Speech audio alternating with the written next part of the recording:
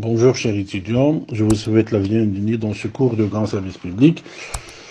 Nous allons dans ce premier enregistrement vous donner une introduction générale relative à la matière, puis nous allons traiter le premier chapitre consacré à la genèse de la notion de service public.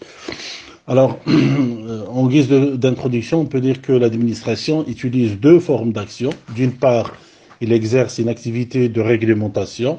Par ce biais, il vise à régler, à organiser certaines activités. L'activité de réglementation se caractérise par le procédé de la police administrative.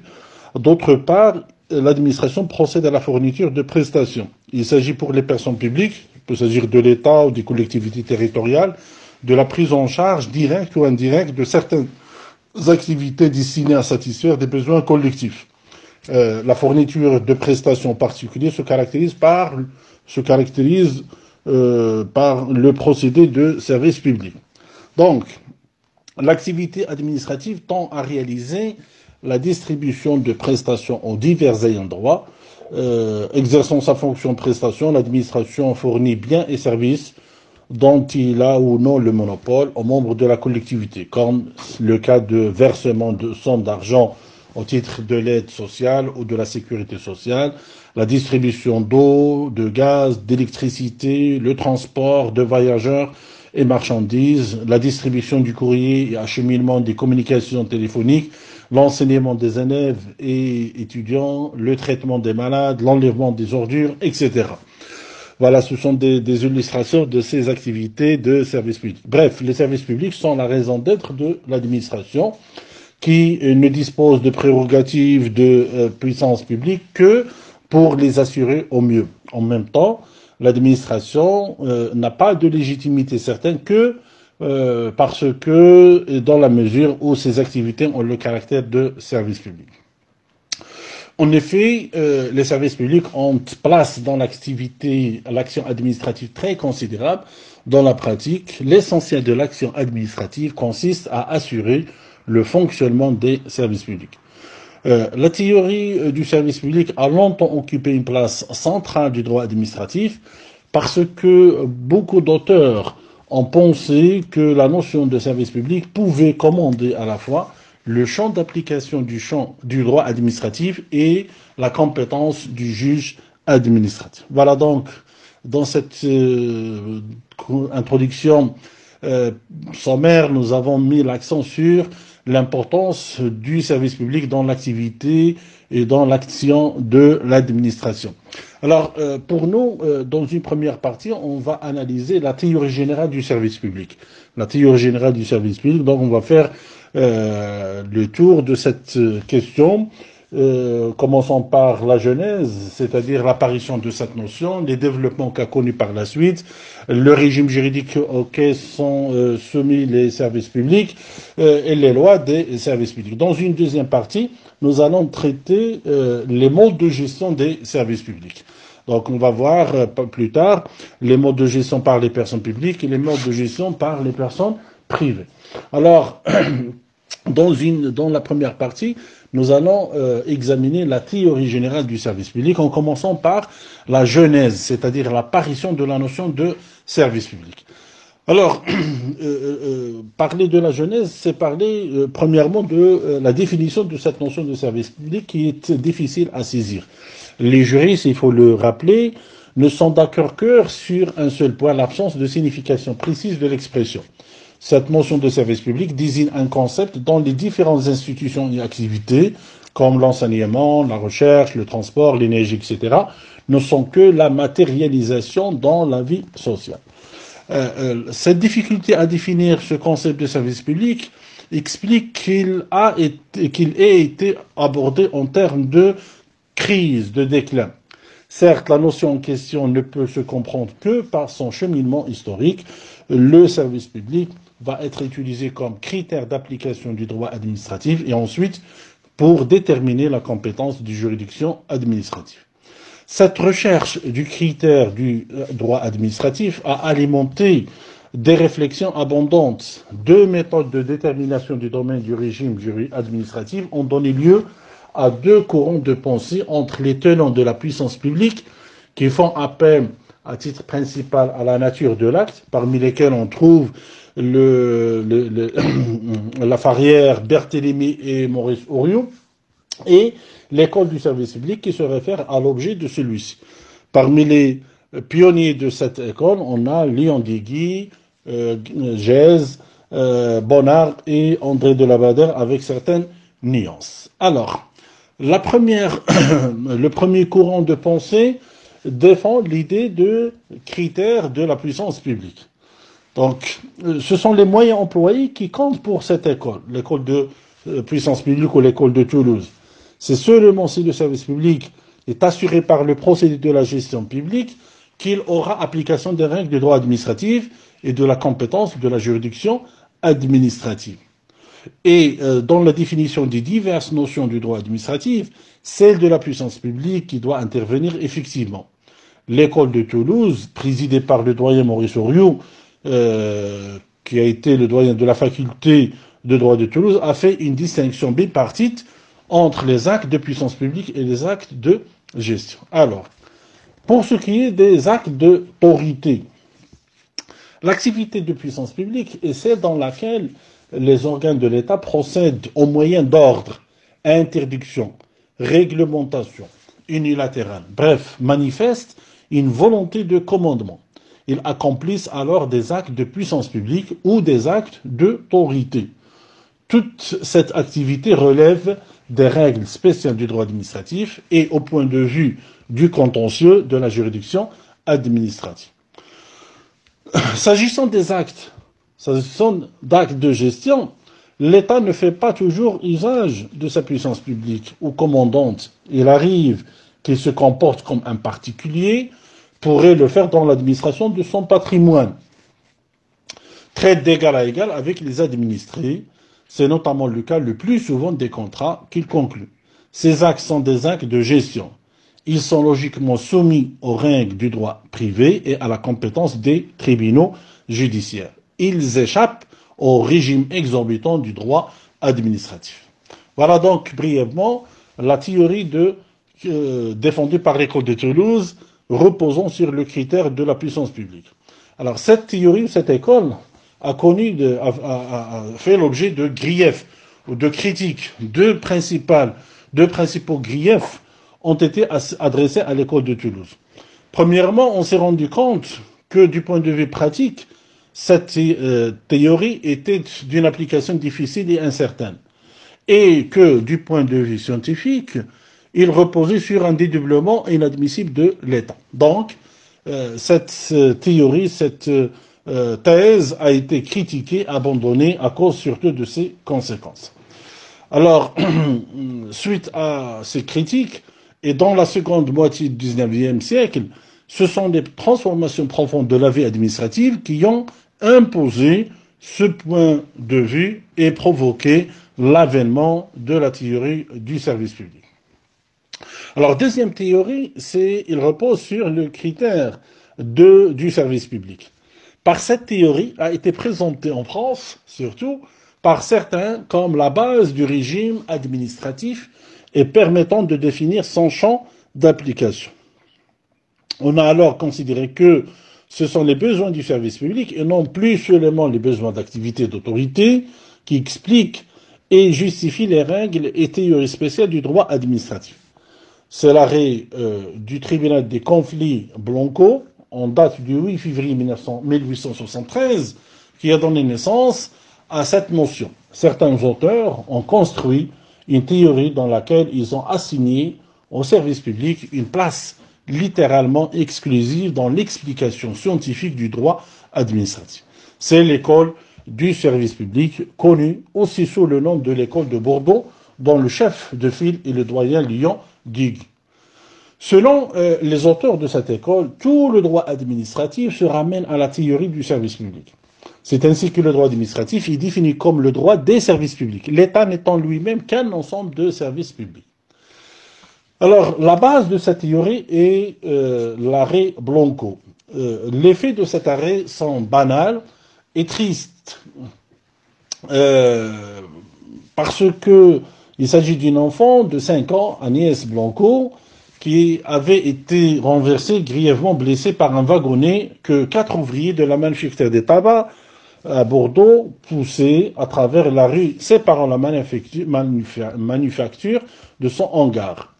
C'est la juridiction administrative que le tribunal des conflits déclare compétente pour connaître de l'action en dommages-intérêts exercée contre l'État par le père de la victime. Le tribunal des conflits devait résoudre la question de savoir, pour reprendre les termes des conclusions du commissaire du gouvernement David, quelle est des deux autorités administratives judiciaires celle qui a compétence générale pour connaître des actions en dommages-intérêts contre l'État. Autrement dit, quelle est la juridiction compétente pour connaître de l'action en responsabilité dirigée par les parents de l'enfant contre l'État à raison des conséquences dommageables liées au fait que cet enfant a été heurté par un wagonnet utilisé par un service de l'État. Alors, l'arrêt Blanco a donné naissance à quelques apports, mais il présente aussi en même temps quelques limites. Quels sont donc les apports de l'arrêt Blanco? Quelle est la contribution apportée par l'arrêt Blanco à la jurisprudence administrative en général? La décision rendue par le tribunal des conflits est une des plus importantes de l'histoire du droit administratif. Il va être l'occasion d'une grande avancée de la jurisprudence. 3 apports au moins peuvent être attribués au fameux arrêt Blanco. Alors, premier apport, c'est la consécration du principe de la responsabilité de l'État. Jusqu'à l'arrêt Blanco, la responsabilité de l'État n'existait qu'autant qu'il était prévu par un texte, ou en dehors d'un texte, une telle responsabilité n'était admise que pour les actes où l'État agissait en qualité de gestionnaire. C'est le cas de la responsabilité contractuelle. Mais lorsque le dommage était imputable à l'État dans ses attributions de collectivité souveraine, les responsabilités s'imposaient et s'expliquaient par l'idée que le souverain ne peut mal faire. Du côté des citoyens, les responsabilités de principe de l'État se trouvaient aggravées par la véritable impunité dont jouissent en pratique les fonctionnaires. L'arrêt Blanco renverse complètement cette perspective et pose le principe de la responsabilité de l'État par le fait des personnes qu'il emploie dans les services publics. Notre arrêt constitue un élément fondamental dans l'établissement d'un État de droit, puisque l'administration doit désormais non seulement respecter la légalité, mais aussi répondre des dommages causés par son action. Aujourd'hui, grâce à l'arrêt Blanco, la responsabilité de la puissance publique est la règle. Et quand une irresponsabilité subsiste, soit elle s'explique par les limites apportées à la compétence du juge administratif en matière d'actes de gouvernement, par exemple, soit elle trouve une justification dans un texte. Tout en reconnaissant le principe de la responsabilité de la puissance publique, l'arrêt Blanco précise que cette responsabilité n'est ni générale ni absolue, qu'elle a ses règles spéciales qui varient suivant les besoins du service et la nécessité de concilier les droits de l'État avec les droits privés. Cette formule, dont on aurait pu croire qu'il fournirait au juge administratif un prétexte facile à limiter l'extension de la responsabilité de l'État, ce qui n'a pas été le cas, tient compte des conditions dans lesquelles les services publics nationaux et locaux fonctionnent. Les contraintes pesant sur ces services, continuité, adaptation, égalité, etc., le but de ces services, la satisfaction de l'intérêt général, les moyens dont ils disposent, importance quantitative de la fonction publique et originalité des liens unissant les agents publics à l'État ou autres personnes publiques font obstacle à l'alignement de leurs responsabilités sur celles des particuliers régis par les articles 1382 et suivants du Code civil. Alors, deuxième apport de l'arrêt Blanco, c'est la répartition des litiges entre la juridiction administrative et la juridiction judiciaire. Le second apport capital de l'arrêt Blanco, et qui aujourd'hui encore, reste le principe de base en matière de répartition des litiges entre la juridiction judiciaire et la juridiction administrative peut se résumer ainsi. La compétence du juge administratif se déduit normalement de l'application à un litige donné des règles du droit administratif, car cette application révèle la gestion publique qui justifie à son tour l'intervention du juge administratif. A contrario, l'application du droit privé entraîne en principe la compétence judiciaire. Certes, cette idée suivant laquelle la compétence suit le fond connaît des exceptions déjà rencontrées qui ne justifient pas cependant que soit aujourd'hui considéré comme caduc le principe dans l'arrêt Blanco. Cet arrêt consacre aussi l'abandon définitif du critère de délimitation des compétences fondé sur les textes en vertu duquel il n'appartiendrait qu'aux tribunaux administratifs de déclarer l'État débiteur. Alors, on arrive maintenant au troisième apport attribué à l'arrêt Blanco, à savoir le principe de liaison de la compétence ou du fond. Ce principe est affirmé aussi bien dans les conclusions que l'arrêt, lui, établisse un lien direct et réciproque entre l'application des règles autonomes exorbitantes du droit privé et la compétence de la juridiction administrative. Pour la première fois, le tribunal des conflits juge que la compétence dépend du droit applicable, affirmant ainsi la liaison de la compétence et du fond, qui est la principale explication du partage des compétences entre les deux ordres de juridiction. Le tribunal des conflits avait avancé les raisons théoriques de l'inapplicabilité du droit civil à l'action menée par des personnes publiques pour établir le fondement de la compétence du juge administratif. Voilà donc les trois principaux apports apportés par l'arrêt Blanco. Toutefois, il y a des limites qu'il faut souligner. Alors, la grande fortune de l'arrêt Blanco tient pour une bonne part au lien établi par l'école du service public et à partir de cet arrêt entre trois éléments. Service public, droit administratif, compétence de la juridiction administrative. Mais des limites sont apparues à raison de décisions législatives ou jurisprudentielles affectant chacun des apports que l'on vient de reconnaître. En ce qui concerne la compétence, sur ce plan, le critère de service public n'est pas absolu, tant en jurisprudence qu'en législation. En effet, la jurisprudence n'exclut pas d'autres critères pour justifier la compétence du juge administratif. En particulier, l'exercice de la puissance publique suffit à entraîner cette compétence, y compris en matière de responsabilité. Inversement, le service public ne suffit pas toujours à lui seul à entraîner la compétence administrative. Il peut être en cause dans un litige sans que, pour autant, celui-ci relève du juge administratif. Il en est ainsi en cas de gestion privée d'un service public. Le législateur a lui-même dérogé aux règles de compétence dégagées par le tribunal des conflits dans l'arrêt Blanco. En particulier, la loi